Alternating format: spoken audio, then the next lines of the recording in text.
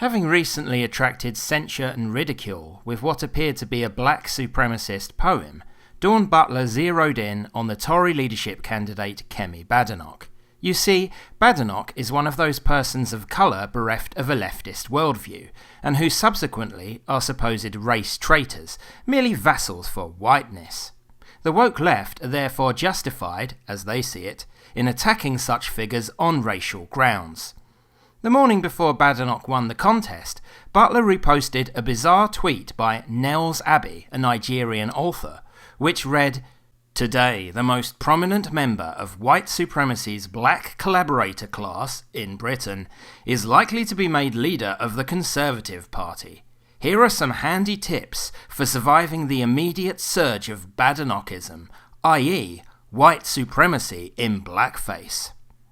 Following this was a list of paranoid instructions for black and brown identitarians to avoid being gaslit, arrested, or otherwise persecuted by Whitey, who was sure to use Badenoch's victory as a pretext for more of his dastardly work.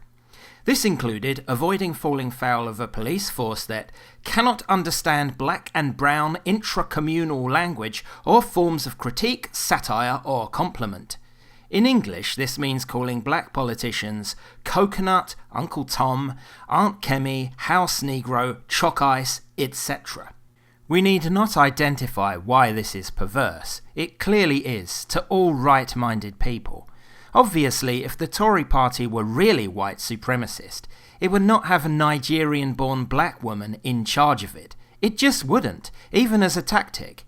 It is a case of damned if they do, damned if they don't. If an establishment organisation doesn't have prominent black people, it is labelled as racist, and if it does have prominent black people, then guess what? It's also racist.